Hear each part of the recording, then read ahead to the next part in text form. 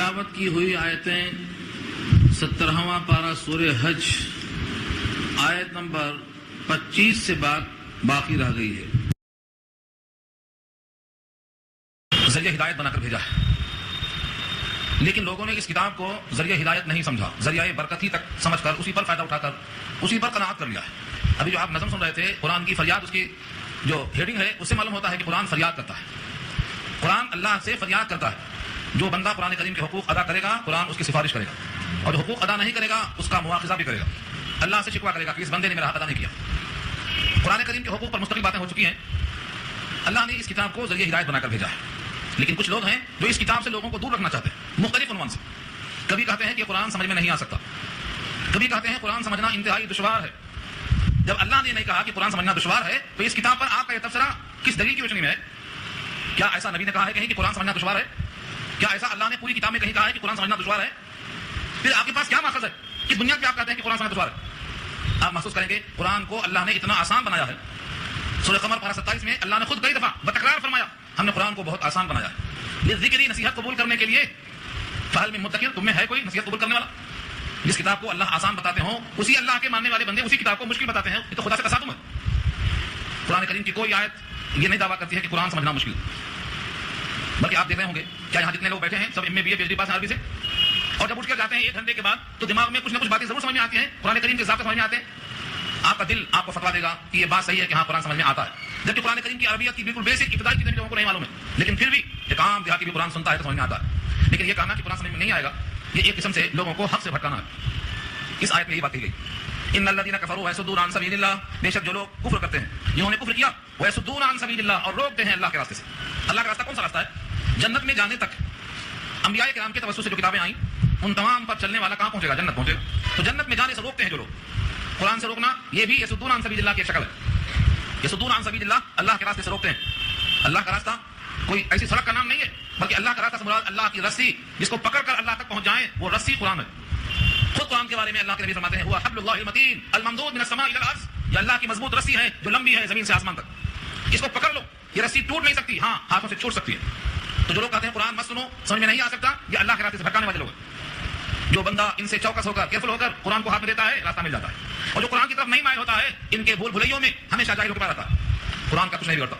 قرآن سے کوئی غافل ہے، قرآن کا حق ادا نہیں کرتا ہے تو قرآن کا نقصان نہیں ہے، جو قرآن سے غافل ہے اسی کا نقصان۔ قرآن چونکہ غنی کا کلام ہے اس لیے سب سے غنی ہے، بے نیاز ہے۔ تمہیں حاجت ہے قرآن کی جنت میں جانے کے لیے، قرآن تو ہادی ہے، رہنمائی کرنے والا ہے، تم نے قبول کیا تب بھی اس کی شان میں کچھ کمی نہیں آئے گی، اور قبول نہیں کیا تب بھی کمی نہیں آئے گی۔ جو لوگ اللہ کے راستے سے روکتے ہیں، والمسجد الحرام، اور مسجد حرام سے یعنی حرم سے روکتے ہیں، نبی صلی اللہ علیہ وسلم کو اور صحابہ کو سن 6 ہجری میں لوگوں نے روکا تھا۔ روکنے کے لیے جو بھی ذرائع ہوں گے ان تمام کا مصداق بنے گا وہ حرم سے مراد پورا علاقہ ہے مسجد حرام کا۔ الذی جعلناہ، جس حرم کو ہم نے بنایا، اس کو حرم کس نے بنایا؟ حرم کو حرم ہم نے بنایا، وہ ہمارا گھر ہے، اور ہمارے گھر میں آنے کے لیے ہر بندہ برابر حق رکھتا ہے۔ یہ کس نے کہا؟ خود اللہ نے کہا جعلناہ للناس سواء، برابر بنایا ہم نے لوگوں کے لیے۔ برابر کا مطلب جعلناہ ہم نے بنایا ہے اس کو، للناس لوگوں کے لیے، کیسا بنایا؟ سواء، برابر، جتنا اس میں حق آپ کا ہے اتنا میرا بھی ہے، جتنا کسی اہل عرب کا ہے اتنا اہل ہند کا بھی ہے۔ زمین کے چپے چپے میں جو بھی اللہ کا بندہ ہے، ہر بندے کا بندہ ہونے کے حیثیت سے اس میں برابر حق ہے۔ اس حق کو حق ملکیت نہیں کہیں گے، ہاں کہ میں تو متولی ہو گیا اب میں جو چاہوں کروں، تولیت نہیں ملتی۔ کیسا حق ہے، کتنا حق ہے، کس انداز کا حق ہے، اس کے جملے میں آ رہا ہے۔ رکوع کرنے میں ہم اور وہ برابر، سجدہ کرنے میں ہم اور وہ برابر، قیام کرنے میں ہم اور وہ برابر، تلاوت کرنے میں، طواف کرنے میں، مطاف میں گھومنے میں، کہ تمام عبادات میں اہل عرب اور اہل ہند برابر۔ اہل حرم جتنا حق رکھتے ہیں اس سے استفادہ کرنے کا ہر مومن بندہ اتنا ہی حق رکھتا ہے، کمی نہیں ہوگی اللہ کے پاس عطا ہونے، برابر رکھا ہمیں، سواء، برابر۔ العاکف فیہ والباد، اب سواء کا تعلق آگے سے بھی ہو سکتا ہے، سواء العاکف فیہ والباد، برابر ہے دیہاتی اور شہری، باہر آنے والا وہاں رہنے والا، سب برابر۔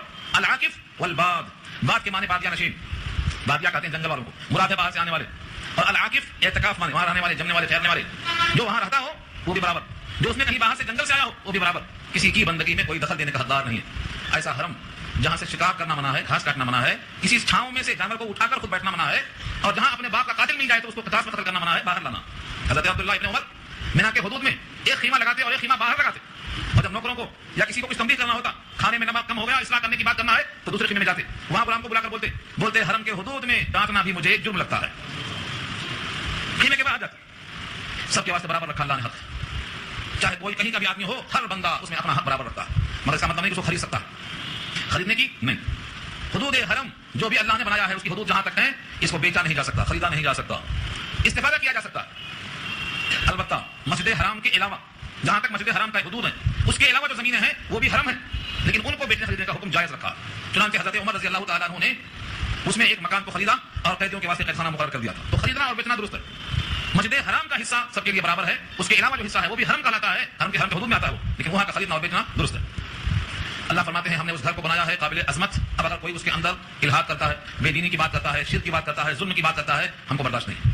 ومن یرید فیہ بالحاد, ومن یرید, اور جو ارادہ کرے گا فیہ اس حدود میں بالحاد, الحاد کے معنی بے دینی, دین کے علاوہ کوئی کام یہ الحاد کہلاتا ہے. اصل میں ہمارے پاس قبروں کی دو شکلیں ہیں, ایک قبر ہے جس کو ہم صندوقی کہتے ہیں اور ایک قبر ہے جس کو ہم بغلی کہتے ہیں. بغلی کو لحد بھی کہا جاتا ہے. لحد کے معنی آتے ہیں بغلی, بغل میں چلے جانا, اوپر سے کھوتے ہیں صندوق کی طرح, نیچے اترنے کے بعد سائڈ میں چلے جاتے ہیں, تو اس کو الحاد کہتے ہیں, لحد ہے وہ. حضور نے فرمایا اشق لنا واللحد لغیرہ, یعنی صندوقی ہمارے لیے ہے اور لحد دوسروں کے لیے. بچوں کے واسطے تو بہرحال جائز ہے. دو قبروں کی شکلیں ہیں, مجھے یہاں سے بحث نہیں کرنا ہے, بتانا صرف یہ ہے کہ لحد کے معنی سائڈ میں آنے کے آتے ہیں, یعنی جو صراط مستقیم کی ڈگر ہے, جو حرم میں کرنے کے احکامات ہیں, جو آداب اور ضوابط ہیں, ان سے جو ہٹنا چاہے گا اور نئی راہ نکالے گا, نیا راستہ تجویز کرے گا, ومن یرید فیہ بالحاد بظلم, ظلم کر کے, سختی کر کے, شرک اور کفر کر کے, نذقہ من عذاب علیم, تو ہم اس کو چکھائیں گے المناک عذاب, دنیا میں بھی چکھائیں گے, آخرت میں بھی چکھائیں گے. کچھ سزائیں ایسی ہیں جو دنیا میں ظاہر ہوتی ہیں, اور یہ بھی کہا جا سکتا ہے کچھ جرم ایسے ہیں جن کی سزا دنیا میں بھی مل جاتی ہے, دنیا میں مل جاتی ہے, جس میں سے ایک ماں باپ کے نافرمانی کی سزا ہے, دنیا میں ملتی ہے. اگر کوئی جان بوجھ کے ستانا چاہے گا, مجبور ہے کسی کے نام پر, تو اللہ معاف کریں گے. اب مجبوری کی شکلیں الگ الگ, لیکن ستانے کی نیت اگر ہے تو سزا پائے گا. اسلام کے خلاف جھنڈا اٹھا کر امیر کی مخالفت کرتے ہوئے بغاوت کرنا, باغی اسلام کو بھی سزا ملتی ہے دنیا ہی میں. یہاں اشارہ اسی کی طرف ہے. اگر کوئی ظلم کر کے اس حرم کے حدود میں الحاد اور کفر اور زندیقیت کرے گا, شرک کرے گا, تو ہم اس کی سزا دکھائیں گے, نذقہ من عذاب علیم. اللہ نے حرم کو محفوظ بنایا. حرم محترم کی مکمل تاریخ, مکمل داستان کہ اللہ نے اس حرم کو کیسے بنایا. تاریخ مکہ, تاریخ حرم. اس حرم کو, اس حدود کو اللہ نے خود فرمایا ہے کہ پہلا مکان اس زمین پر وہی ہے جو بیت اللہ کہلاتا ہے. ان اول بیت وضع للناس, چوتھے پارے کا گزر چکی ہے. پہلا گھر ہے, معلوم ہوا زمین پر کوئی گھر تھا ہی نہیں, پہلا گھر بنایا اللہ نے, اپنا گھر. اس گھر کو اللہ نے بنایا فرشتوں سے, اس کے بعد آدم کے ہاتھوں سے, پھر طوفان نوح میں یہ پورا کا پورا چلا گیا, ساری کائنات ڈوب گئی, یہ بھی چلا گیا. پھر اللہ نے ابراہیم سے وہ کام لیا. اس کے بعد کی آیت میں آ رہا ہے وَإِذْ بَوَّأْنَا لِإِبْرَاهِيمَ مَكَانَ الْبَيْتِ, ابراہیم کو ہم نے اس گھر کی نشاندہی کر دیا کہ یہاں بناؤ میرا گھر. ابراہیم کو نشاندہی کرنے کی ضرورت کیوں پیش آئی؟ کیونکہ طوفان نوح میں اس کی بنیادیں تک نکل گئی تھی.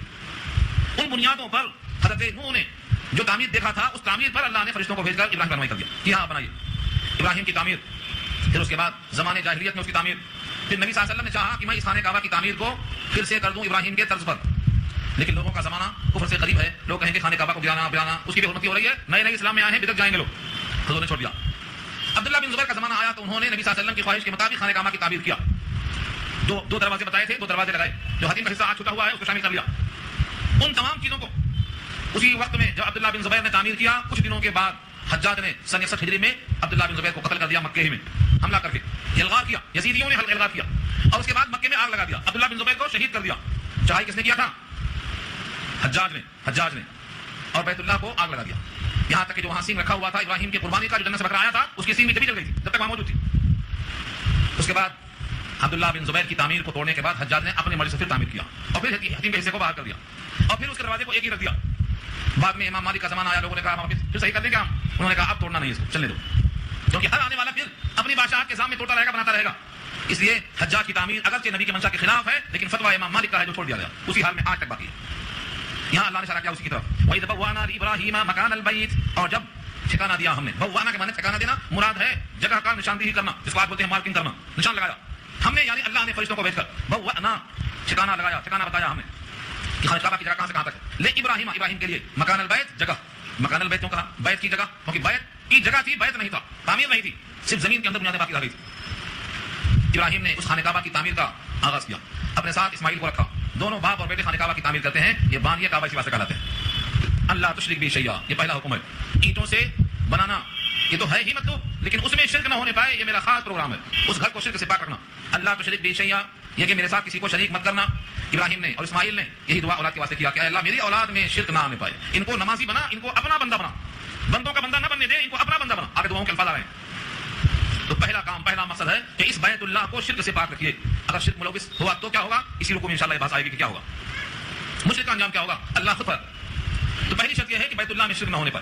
نمبر 2 وطہر بیتیا، اور پاک صاف رکھیے میرے گھر کو، للطائفین طواف کرنے والوں کے لیے، والقائمین قیام کرنے والوں کے لیے، والرکع رکوع کرنے والوں کے لیے، والسجود سجدہ کرنے والوں کے لیے. ساجد سے سجود ہے اور راکع سے رکع جمع اس کے لائے ہیں، اور قائم سے قائمین جمع لائے ہیں. یہ سب اشارے ہیں نماز کے اہم ارکان بول کر نماز مراد لی گئی.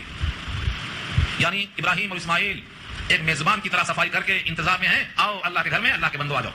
جب خانہ کعبہ کی تعمیر ہو گئی، جس کا ذکر پہلے بارے میں آ چکا ہے، بنیادوں سے ذکر دیا اللہ نے، وہ یرفع ابراہیم القواعد من البیت، شروع سے تعمیر جب مکمل ہو گیا، ابراہیم نے کہا اس لقطہ صحرا میں آپ کا گھر آپ کے حکم سے بنا دیا میں نے، مگر یہاں کون آئے گا، کدھر سے آئے گا؟ اللہ فرماتے ہیں وَأَذِّن، تم اعلان تو کرو. وَأَذِّن، اذن الف ذال نون کے معنی ہے اعلان کرو، فی الناس لوگوں میں، بالحج حج کے سلسلے میں، یاتو کا آئیں گے لوگ آپ کے پاس، رجالاً پیدل پیدل، جس کے پاس سواریاں نہیں ہیں وہ پیدل آئیں گے. اور آج بھی پیدل چلنے والے دنیا میں سب سے زیادہ کہیں ہیں تو وہی ہیں. اور جس کو پیدل چلنا نہیں آئے گا وہ حج نہیں کر سکے گا، کرے گا دوسروں کے بھروسے کرے گا. وہاں تو قدم قدم پہ پیدل چلنا ہے. سب سے زیادہ میں وہاں بولتا ہوں لوگوں سے ٹریننگ میں، جس کو کچھ کرنا ہے حج اور عمرہ میں سب سے زیادہ پیدل چلنا سیکھے. بس پیدل چلنا آیا تو حج کرنا آئے گا. اللہ نے پہلے پیدل کا ذکر کیا، پیدل چلنے والے آئیں گے. بہت سے حاجی دور دراز سے پیدل آج بھی آتے ہیں.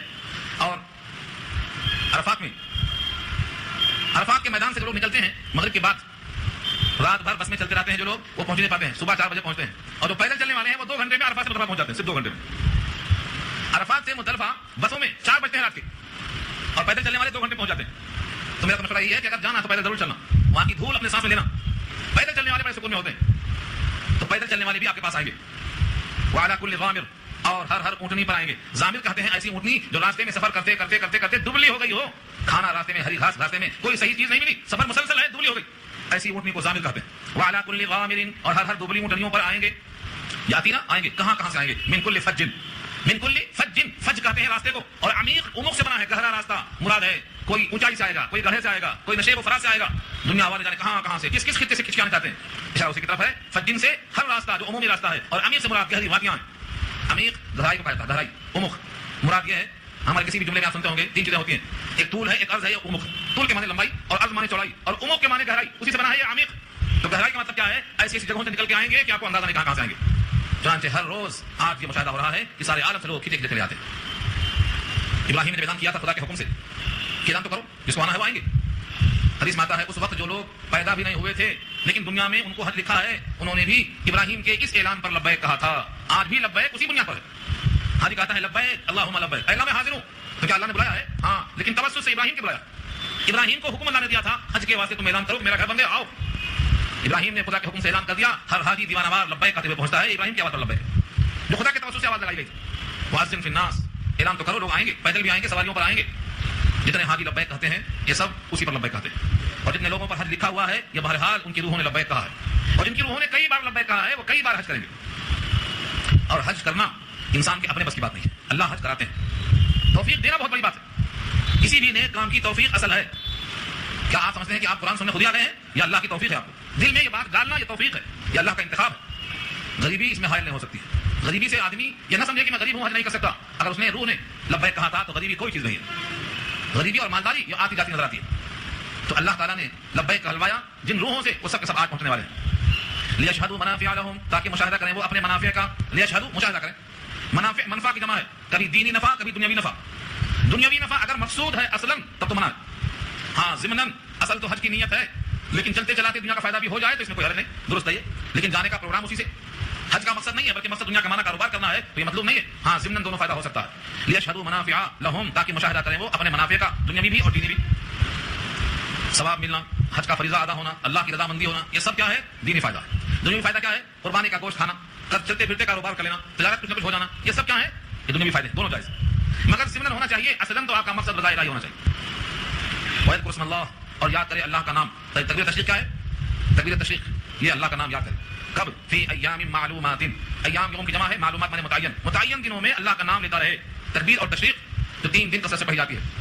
13ویں کی فجر سے 13ویں کی 9ویں تاریخ کی فجر سے 13ویں کی عصر تک جو ہم تکبیر تشریق یہاں پڑھتے ہیں یہ اسی سے مراد ہے. اللہ کے ناموں کو مخصوص طریقے پر لینے کا حکم دیا اللہ نے. اور وہاں پر خاص طور سے جو ایام منی کہلاتے ہیں وہ سب تشریق کے ایام ہیں. الایام منی کلھا تشریق، وہاں جتنے بھی دن گزارنے ہیں سب تشریق کے ہیں. وہاں اللہ کو یاد سے کرنا ہے. علی ما رزقہم، اس شکرانے پر کہ اللہ نے ان کو رزق دیا ہے. کیسا رزق دیا ہے؟ سب سے بہترین رزق. من بہیمۃ الانعام، یعنی چوپائے انعام کہتے ہیں نعم کی جمع ہے چوپائے، اور بہیمہ کے معنی بہم کے آتے ہیں ایسے چوپائے جو خاص طور سے تیار ہوئے ہیں قربانی کے لیے۔ قربانی ہر ایک کی نہیں ہوتی، بہت سے 4 پیر والے ہیں لیکن سب کی قربانی نہیں ہوتی، ان میں سے جو قربانی کے لیے مخصوص ہیں انہیں کی قربانی ہو سکتی ہے۔ اللہ نے ان کا تذکرہ کیا سورہ اعراف میں 8 ازواج کہا کر، 8 جوڑے بنایا اللہ نے۔ تو یہاں مراد ہے کہ ان میں سے جو بھی آپ کو میسر ہو، اونٹ میسر ہو، گائے، بیل، بکرا، دمبا، جو بھی آپ کو میسر ہے اس کی آپ قربانی کریں، اس پر آپ اللہ کا نام لیں، یعنی بسم اللہ اللہ اکبر کہہ کر ذبح کریں۔ فکلوا منها، اب اس میں سے کھائیں، واطعموا اور کھلائیں، کھائیں اور کھلائیں۔ وہاں پر بہت سے قسم کے گوشت ہوتے ہیں، ایک تو یہ قربانی کا جانور ہے، امیر غریب سب کے لیے کھانا جائز ہے، کھائے کھلائے، لیکن فکلوا جو امر ہے یہ ایسا نہیں کہ کھانا واجب ہے۔ جیسے کوئی حاجی حالت احرام سے نکل کر باہر آ گیا، اس کو حکم ہے وَإِذَا حَلَلْتُمْ فَاصْطَادُوا، جب تم حلال ہو جاؤ تو شکار کرو، تو یہ واجب نہیں ہے، ان شکار کرنا اب حلال ہے، مباح۔ ایسے یہاں بھی ہے، کھانا واجب نہیں ہے، کھانا درست ہے، اب کھاؤ اور کھلاؤ۔ لیکن اگر یہ دم تمتع نہیں ہے اور دم قران نہیں ہے، بلکہ آپ پر کوئی غلطی کا جرمانہ ہے جس کو نام دیا ہے دم جنایت کا۔ دم جنایت کا مطلب کوئی ایسی غلطی کیا جس کی بنیاد پر دم لازم آیا، دم جنایت کا۔ مثلا ہم کو پہلے کنکری مارنا ہے، اس کے بعد قربانی دینا ہے، اس کے بعد بال کٹوانا ہے، لیکن پہلے بال کٹوا دیا، قربانی بعد میں کروا، تو ترتیب ہمارے پاس واجب ہے حنفیہ کے یہاں، وہ ثابت ہو گئی۔ اب آپ نے کیا کیا، ترتیب کے خلاف کر دیا، تو آپ کو اس کی بنا پر ایک دم دینا واجب ہے، اس کا نام دم جنایت ہے۔ اس میں سے کھانا جائز نہیں ہے، دم جنایت میں سے کھانا جائز نہیں ہے، چاہے وہ جنایت کی کوئی بھی شکل ہو، ان کو غریبوں ہی کو دینا پڑے گا۔ البتہ جو قربانی کا جانور ہے، چاہے وہ دم تمتع ہو اور یا تو دم قران ہو یا عام قربانی ہو، اس میں سے کھاؤ اور کھلاؤ کا حکم دیا اللہ نے۔ فکلوا منها واطعموا البائس الفقیر، کھاؤ اس میں سے اور کھلاؤ فقیر کو۔ کون سا فقیر؟ البائس، بیچارہ۔ کون سا بیچارہ ہوتا ہے؟ جو سخت پریشانی میں ہوتا ہو اس کو البائس کہا جاتا ہے، البائس الفقیر، سخت محتاج، مصیبت زدہ اور محتاج کو البائس کہا، جس ہم اردو میں کہتے ہیں بیچارہ، بہت غریب۔ بیچارہ کیا ہے؟ یہ البائس ہے، سخت محتاج، ایسے کو اللہ بائس کہتے ہیں۔ کھاؤ اور کھلاؤ۔ خانہ کعبہ میں اب آئیں گے طواف زیارہ کرنے کے لیے، قربانی ہو گئی، قربانی کے بعد سر کے بال نکال دیے، نہا دھو کر کپڑے پہن کر اب خانہ کعبہ میں طواف کرنے آئیں گے۔ طواف کرنے سے پہلے حکم ہے کہ خوب اچھی طرح نہا لو، کپڑے پہننا ہے، اس نہانے میں میل کچیل صاف کر لو، ناخن کاٹ لو، بال درست کر لو۔ ثم لیقضوا تفثهم، ثم پھر لیقضوا تعالیہ کے پورا کریں۔ تفثهم، تفث کے معنی آتے ہیں نہ نہانے کی وجہ سے جو میل جم جاتا ہے، ناخن نہ کاٹنے سے جو میل بیٹھ جاتا ہے، یہ تفث میں آتا ہے، صاف میل کچیل کو صاف کرنا چاہیے۔ ولیوفوا نذورهم، اور چاہیے کہ پوری کریں اپنی نظر، نظر نذور اس کی جمع ہے۔ نظر سے مراد کیا ہے؟ نظر واجب، نظر سب کو ماننا ضروری نہیں ہے، اگر کوئی مانتا ہے تو اس پر واجب ہے۔ اب چونکہ خانہ کعبہ کا سفر ہے، اب تو آسانیاں ہیں سفر کی، تکلیف وہاں ہے بھیڑ کی وجہ سے، ورنہ اس زمانے میں سفر میں مشکلیں ہوتی تھی، وہاں بھیڑ کم ہوتی تھی۔ آج بھیڑ ہے، راستہ آسان ہے، جب راستہ مشکل تھا بھیڑ کم تھی۔ ایسے موقع پر بہت سے لوگ گھر سے نکلتے تو نظر مانتے، کیا مانتے؟ نظر، یا اللہ اگر ہم کو صحیح سلامت آپ کے گھر جانے کی توفیق مل گئی اور ہمارا حج اور صحیح سفر ادا ہو گیا تو پھر ہم آپ کے لیے ایک قربانی اور کریں گے۔ یہ کیا ہے؟ نظر ہے، نظر مان لیا ہے تو ولیوفوا نذورهم، نظر پوری کرو۔ بہت سے لوگ نظر مانتے ہیں، نظر ماننا جائز ہے، لیکن یاد رکھ لو اللہ کے حبیب فرماتے ہیں نظر سے ہوتا کچھ نہیں، ہوتا وہی ہے جو اللہ نے لکھ دیا ہے، البتہ اس ترکیب سے بخیل کی جیب سے تھوڑا مال نکل جاتا ہے۔ یہ حدیث پاک کا مضمون ہے، ہوتا وہی ہے جو اللہ نے لکھ دیا ہے، لیکن بخیل کا تھوڑا مال لوگوں پر خرچ ہو کر صدقہ بن جاتا ہے۔ تو نظر پورا کرنا، نظر کو پورا کرنا، لیکن ہوتا وہی ہے جو اللہ نے لکھ دیا ہے۔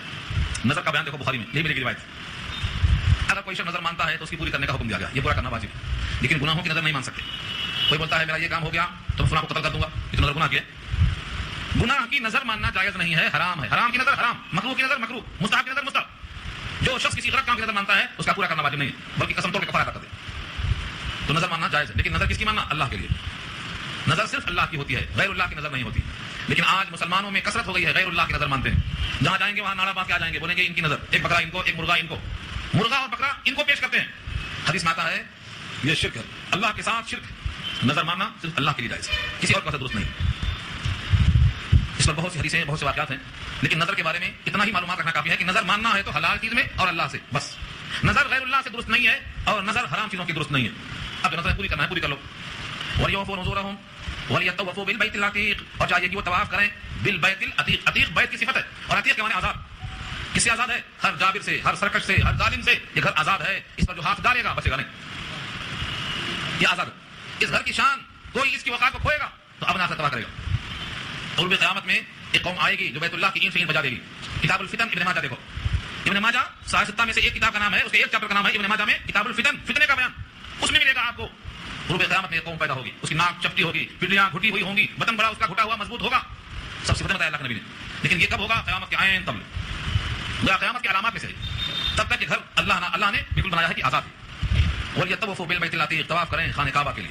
نظر پہ ایک واقعہ اور لکھا ہے، واقعہ سے مراد یہ ہے کہ بہت سے لوگ حج کرنے کی طلب رکھتے ہیں، پیسہ نہیں ہوتا ہے تو انتظام کے لیے روپیہ 2 روپیہ روز جمع کرتے ہیں، گویا زندگی بھر کا سرمایہ لے کر جاتے ہیں۔ دنیا میں کوئی سفر اتنا زیادہ کہ زندگی کا سارا سرمایہ لگا دیں تب بھی پہنچنے کی تمنا ہو، یہ بیت اللہ کے سفر کو حاصل ہے۔ لیکن اللہ نے ایک وعدہ کر لیا ہے کہ جو میرے اس گھر کے لیے سچی نیت سے آئے گا، سارا سرمایہ لگانے والا ہمیشہ کے لیے غنی بن جائے گا، کبھی فقیر نہیں ہو سکتا۔ کسی حاجی کو آپ نے فقیر دیکھا ہے تو بتائیے گا، کسی حاجی کو، بشرطے کہ اس کا حج اللہ کی خاطر ہوا ہو، کبھی کوئی حاجی فقیر نہیں ہو سکتا۔ اور اللہ کا وعدہ ہے جو میرے واسطے میرے گھر میں آتا ہے وہ ایسا واپس کر کے بھیجتا ہوں جیسے ماں کے پیٹ سے ابھی پیدا ہوا ہے، ایک گناہ کا دھبا نہیں رہے گا۔ من حج للہ فلم یرفث ولم یفسق رجع کیوم ولدته امه، اس کی ماں نے جس دن پیدا کیا تھا کیسا تھا اس کا نام اعمال، ایسا کر کے میں واپس بھیجوں گا جو میرے واسطے آئے گا۔ یہ ہے فائدہ اصل بیت عتیق کا۔ خانہ کعبہ میں ایک پتھر حجر اسود ہے جو گناہوں کو سک کر لیتا ہے۔ جب نکل کے جنت سے آیا تھا تو وہ پتھر بالکل سفید تھا، لیکن ابن آدم کی خطاؤں کو چوستے چوستے وہ آج حجر اسود بن گیا۔ اسود کے معنی کالا، سیاہ ہو گیا، ہمارے گناہوں کو سک کر لیتا ہے، وہ چوس لیتا ہے۔ جب سارے گناہ وہ چوس لیتا ہے تو نام اعمال میں کچھ نہیں بچتا ہے، تو ایسا لوٹتا ہے حاجی جیسے ماں کے پیٹ سے پیدا ہوا ہے۔ اسی لیے دنیا کی خاطر مانچ مانچ کے پیسہ مت رکھو، اگر اللہ نے دیا ہے تو پہلی فرصت میں یہ کام کرو۔ اس خانہ کعبہ کا جو احترام کرے گا، اللہ فرماتے ہیں ذالک ومن یعظم حرمات اللہ فهو خیر له عند ربہ، ذالک کا معنی یہ ہے اس کی فضیلت، اس کو تم لے لو، یہ مطلب ہے اس کا۔ یہ بات تو ہو چکی۔ ومن یعظم جو تعظیم کرے گا حرمات اللہ، اللہ کے حرمات کی، حرمات معنی جو قابل احترام چیزیں جن کو اللہ نے محترم بنایا، یہ حرمات ہیں، ان کی جو تعظیم کرے گا فهو خیر له تو وہ بہتر ہے اس کے لیے، عند ربہ اس کے رب کے پاس۔ جن چیزوں کا احترام اللہ نے کرنے کا حکم دیا ہے، جو ان کا احترام کرے گا اللہ کے پاس پہنچے گا تو اس کا فائدہ اس کو معلوم ہوگا۔ ذلك ومن يعظم حرمات الله فهو خير له عند ربه وأحلت لكم الأنعام إلا ما يتلى عليكم، اور حلال کیے گئے تمہارے واسطے چوپائے سوائے ان مخصوص کے جن کی تم پر تلاوت کی جائے گی، آئندہ وہ آیتیں آئیں گی۔ اور کچھ تذکرہ اس کا پیچھے بھی آ چکا ہے کہ تم پر کیا کیا حرام ہے۔ حرمت علیکم المیتۃ والدم ولحم الخنزیر، تمہارے واسطے میتہ حرام ہے، خنزیر حرام ہے، خون حرام ہے، اور وہ جانور جس پہ اللہ کے غیر کا نام لیا گیا ہو وہ بھی حرام ہے، اور جو نام تو اللہ کا لیا گیا ہو لیکن کسی اللہ کے غیر کو خوش کرنے کے لیے اس کی جان دی گئی ہو وہ بھی حرام ہے۔ جو کسی مخصوص مقام پر لے جا کر ذبح کیا گیا ہو کسی اللہ کے غیر کو خوش کرنے کے لیے وہ بھی حرام ہے۔ اگر اللہ کے نام پہ ذبح کرنا ہے تو اللہ یہاں موجود ہے، یہاں سے کہیں لے جانے کا مطلب یہ ہے کہ وہاں کسی اور کی نظر کرنا۔ اللہ وعدہ فرماتے ہیں تمام چوپائے تمہارے واسطے حلال ہیں مگر وہ مخصوص چوپائے جن کا تذکرہ تم پر کیا جائے گا۔ لہذا فجتنبوا الرجس من الاوثان، بچو تم گندگی سے بتوں کی۔ اوثان، اوثان وثن کی جمع ہے، واو سے نون، وثن کے معنی بت، بت گندے کیوں ہیں؟ بت گندے نہیں ہیں، بت تو پتھر کے ہیں، صاف ستھرے ہیں وہ۔ بتوں کی گندگی یعنی بتوں کو خدا ماننا، اس عقیدے کی گندگی۔ من الاوثان فجتنبوا الرجس من الاوثان، بچو تم گندگی سے بتوں کی۔ وجتنبوا قول الزور، اور بچو تم جھوٹی بات سے۔ قول الزور، زور کے معنی جھوٹی بات۔ نبی صلی اللہ علیہ وسلم نے جھوٹی بات کو گناہ کبیرہ میں شمار کیا۔ گناہ کبیرہ امت کا کوئی حصہ آج خالی نہیں ہے جو اس کو گناہ کبیرہ سمجھتا ہوا، مثلا جس کو دیکھو جھوٹ بول رہا ہے، اور جب سے یہ موبائل نکلا ہے جب سے تو ہر ایک جھوٹ بول رہا ہے۔ آپ کہاں ہیں؟ میں نام پر لکھا ہوں بولتا ہے، بتاتا ہے آپ اس پہ، اس کی مجبوری ہے۔ بندوں کا خوف اتنا غالب ہے کہ سچ بولنے پہ قادر نہیں ہے۔ بندوں کا خوف اتنا غالب نہیں ہونا چاہیے کہ سچ نہ بول سکے۔ آپ جہاں ہیں وہاں بولیے، کیا کرے گا کوئی انسان آپ کا؟ کسی کے بس میں ہے کچھ؟ ساری کائنات مل کے نقصان پہنچانا چاہے تو اتنا پہنچائے گی جتنا لکھ دیا اللہ نے، اور ساری کائنات مل کے نفع دینا چاہے تو اتنا ہی دے گی جتنا لکھ دیا اللہ نے۔ پھر جھوٹ کس کے واسطے بول رہے ہیں آپ؟ گھر میں ابا نہیں ہے، بول دو ابا سنتے ہیں، سو رہے ہیں گھر میں، تو یہ قول زور ہے، یہ جھوٹی بات ہے۔ جھوٹی بات بولنا، جھوٹی گواہی دینا، جھوٹے وعدے کرنا، یہ سب کے سب گناہ کبیرہ میں سے ہیں، ایمان میں سے نہیں ہے، یہ نفاق میں سے ہے یہ۔ لہذا ان سے بچنے کا حکم دیا ہے۔ بتوں کی گندگی سے بچو۔ یہ کیوں کہا؟ کیونکہ خانہ کعبہ میں 360 بت رکھے ہوئے تھے، ان کو نبی صلی اللہ علیہ وسلم نے سن 8 ہجری میں صاف کیا ہے۔ اللہ کی زمین پر کسی غیر کو اللہ بننے کا حق کہاں سے دیں گے؟ اللہ کا مطلب یہ ہے ساری کائنات کے خالق اور مالک ہیں، ساری مخلوق ان کی مملوک ہے۔ اب کوئی دوسرا ان کی جگہ لے رہا ہے تو اللہ کو یہ بات برداشت نہیں ہے، اسی کا نام شرک ہے۔ آپ کے گھر میں کوئی آ جائے، میں گھر کا مالک ہوں، یہ میری بیوی ہے، یہ میرے بچے، تو کیا کریں گے آپ؟ تم کہاں سے آیا؟ آپ ایسے باہر ہو جائیں گے۔ آپ کے گھر میں آپ کی بیوی، آپ کے بچے، کوئی آ کے بولتا ہے یہ سب میرے ہیں۔ اس زمین پر، اس آسمان کے درمیان میں جتنی چیزیں ہیں سب مخلوق ہیں، مملوک ہیں، خالق ایک اللہ۔ لہذا اس معبود کو چھوڑ کر کسی اور کو آپ بنا لیں معبود تو یہ اللہ کو پسند نہیں آ سکتا۔ اسی سے بچنے کا حکم دیا ہے۔ فاجتنبوا الرجس من الاوثان، بتوں کی گندگی سے بچو اور بچو جھوٹی باتیں کرنے سے۔ حنفاء للہ، یکسو اللہ کے لیے، غیر مشرکین بہ، نہ کہ اس کے ساتھ شرک کرتے ہوئے۔ اب یہاں سے اصل جملہ ہے، دیکھو غیر مشرکین بہ، غیر کے معنی نہ، مشرکین شرک کرنے والے، بھی اس کے ساتھ شرک کرنے والے مت ہو۔ حنفاء للہ، اللہ کے یکسو ہو۔ حنفاء کے معنی کیا ہے؟ حنیف کی جمع حنفاء، یکسو ہونا، ساری کائنات سے کٹ کر، سارے معبودان باطلہ سے کٹ کر ایک معبود کے ہو جانا، یہ حنفاء، ایک سو ہو، ایک اللہ کی طرف مائل ہو، اللہ کا بندہ ہو۔ غیر مشرکین بہ، اس کے ساتھ شریک مت ٹھہرا، یہ اللہ کا حکم ہے۔ اب یہ بھی سن لو، اگر کوئی اللہ کے ساتھ کسی کو شریک کرے گا تو اس کا انجام کیا ہوگا؟ ومن یشرک باللہ، یہ آیت ہر اس آدمی کو پڑھواؤ جس میں ذرہ برابر شرک کی بو آتی ہو، اس سے کہو یہ اللہ کی وارننگ ہے۔ ومن یشرک باللہ، جو شرک کرے گا اللہ کے ساتھ، فکأنما خر من السماء، فکأنما تو گویا کہ وہ خر گرا، کہاں سے گرا؟ من السماء، آسمان سے گرا۔ اب مجھے بتائیے آپ آسمان سے گرے گا تو کیا حال ہوگا اس کا؟ اللہ خود فرماتے ہیں آسمان سے گرنے کے بعد دو شکلیں ہیں، یا تو ہمارے مثل مشہور ہے پہاڑ سے گرا کھجور میں اٹکا، دو شکل ہے، یا تو زمین پہ آئے گا یا کہیں اٹکے گا، دو شکل ہے۔ گرا ہے آسمان سے، فتخطفہ الطیر، اوپر سے آ رہا تھا، پرندے اچک لیے۔ کون سے پرندے؟ جو پرندے کھانے والے ہیں، گدھ یا دوسرے جو گوشت کے عادی پرندے ہیں، نظر آیا، فتخطفہ، اچک لیا اس کو، الطیر، پرندے نے۔ اس کی بوٹیاں نوچ لیا پرندوں نے. او یا تو پرندے کو ہاتھ نہیں لگا تو کہاں آئے گا؟ نیچے آئے گا. نیچے پڑا پڑا خشک ہو جائے گا تو کیا ہوگا؟ تہویب ہی الریح، ریح مانے ہوا، ہوا اس کو اڑا کے پھرے گی، دور لے کے جائے گی. فی مکان صحیح، کہاں لے کے جائے گی؟ مکان کے معنی جگہ، اور صحیح کے معنی بہت دور دراز. اصل میں صحیحہ کے معنی پیسنے کے آتے ہیں، پیسنے کے، پیس کے چٹنی کر دینا، بورا بورا کر دینا. تو صحیح کے معنی کیا ہے؟ ہوا اس کو کسی دور دراز میں لے جا کر اڑا اڑا کے اس کے ریشے ریشے کر دے گی. یہ اللہ نے مثال دیا ہے. شرک کرنا آسمان سے گرنا برابر ہے. چھت سے گرنا نہیں کہا، چار مینار سے گرنا نہیں کہا، بڑے کسی بلند مقام سے گرنا نہیں کہا، آسمان سے گرنا کہا اللہ نے. اگر اس سے زیادہ کوئی اونچی چیز ہوتی ہے تو شاید اس کا بھی نام لیتے رب کریم کہ شرک اتنا ناقابل گوار عمل ہے. آسمان سے گرا. ایک صاحب تقریر کر رہے تھے، بول رہے تھے دنیا میں شرک ہے ہی نہیں، شرک کا وجود ہی نہیں. اس لیے نہیں ہے کہ اللہ کا کوئی شریک نہیں. جب اللہ کا کوئی شریک نہیں ہے تو اللہ کی شرکت کسی کے ساتھ نہیں، کسی کی پارٹنرشپ نہیں، تو لہذا شرک ہوتا ہی نہیں. جب دنیا میں شرک ہو ہی نہیں سکتا تو رب کریم نے کیوں کہا کہ جو شرک کرے گا اس کا انجام یہ ہوگا؟ یقیناً اللہ کا کوئی پارٹنر نہیں ہے، اللہ کا کوئی شریک نہیں ہے، تبھی تو جرم ہے یہ شرک کرنا. اگر کوئی پارٹنر ہوتا تو پارٹنرشپ جرم نہیں ہوتی. چونکہ اس کا کوئی شریک نہیں، وہ تنہا خالق ہے، کوئی خالقیت میں شریک نہیں، وہ تنہا مالک ہے، مالکیت میں کوئی شریک نہیں، وہ تنہا جو چاہے کر سکتا ہے، اس کی مشیت میں کوئی دخیل و شریک نہیں. اسی لیے تو شرک جرم ہے. چونکہ اس کا کوئی شریک نہیں، کوئی اس کا پارٹنر نہیں، لہذا جو اس کے ساتھ کسی کو شریک کرے گا وہ مشرک کہلائے گا. اس کا یہ انجام بتایا اللہ نے. ومن یشرک باللہ، جو شرک کرے گا اللہ کے ساتھ، فکأنما خر من السماء، گویا کہ وہ گر پڑا آسمان سے، فتخطفه الطير، اچک لیا اس کو پرندوں نے، او تهوي به الريح، یا لے اڑی اس کو ہوائیں، فی مکان صحیح، دور دراز علاقوں میں. ذالک، یہ بات ہو گئی. ذالک مانے یہ بات ہو گئی، اس کو تم لے لو. اب پھر آ جاؤ، چونکہ جملہ مترجمہ ہے اس میں. ومن يعظم شعائر اللہ، جو تعظیم کرے گا اللہ کے شعائر کی. شعائر جمع ہے شعیرہ کی. شعیرہ کے معنی علامت، نشانی، پہچان. اللہ نے کہا ان الصفا والمروہ من شعائر اللہ. ادھر صفا ادھر مروہ، یہ دونوں اللہ کی علامت ہے، اللہ کی شعیرہ. ان کی عزت کرو. اب آپ کہیں گے یہ بھی پہاڑ وہ بھی پہاڑ، اور اب تو پہاڑ بھی نہیں، اب تو محل میں تبدیل. تو اس کی کیسے عظمت کی جائے؟ نہیں، اللہ نے ان دو پہاڑوں کو اپنا شعیرہ بتایا، علامت بتایا، قابل عظمت بتایا، لہذا اس کی عظمت کرنا پڑے گا. پہاڑ ہونے کے ناطے نہیں، اللہ کی طرف نسبت لگ گئی. یہ اللہ نے بنایا ہے، یہ باعث عظمت ہے. ان الصفا والمروہ، صفا سے شروع کرو، مروہ جاؤ. اللہ نے مروہ سے شروع نہیں کیا، صفا سے شروع کیا. پہلے وہاں بت ہوتے تھے، بتوں کی وجہ سے لوگ سوچنے لگے کہ شاید یہ صفا مروہ کے درمیان چکر لگانا بتوں کی عظمت کا اعتراف کرنا ہے. اللہ فرماتے نہیں، پہلے تھے کبھی بت، اب بت نہیں ہے. اب تمہارا یہاں چکر لگانا ان بتوں کی خاطر نہیں ہے، میرے حکم کی خاطر ہے. اس میں کوئی حرج کی بات نہیں ہے. یہ مثال دیا میں نے. شعیرہ، جو تعظیم کرے گا اللہ کے شاعر کی. پتھر ہی نہیں، سارا دین شاعرہ ہے. قرآن شاعرہ ہے، اللہ کی عظمت کی نشانی ہے. 3 آیتیں بنا کر سارا جہان آج تک نہیں لا سکا اور قیامت تک نہیں لا سکے گا. یہ بھی شاعرہ ہے. تو جو دین کی، جو قرآن کی اور جو اللہ کے شاعر کی عظمت کرے گا، فإنها من تقوى القلوب، یہ دلوں کا تقوی ہے. قلوب جمع ہے قلب کی، دل. اور تقوی کے معنی ڈر. جس دل میں اللہ کا ڈر ہوتا ہے وہی بندہ اللہ کے دین کی اور اللہ کی کتاب کی تعظیم کرتا ہے. جس کے دل میں جتنا زیادہ تقوی ہوگا اتنا زیادہ وہ اللہ کی تعظیم کرے گا.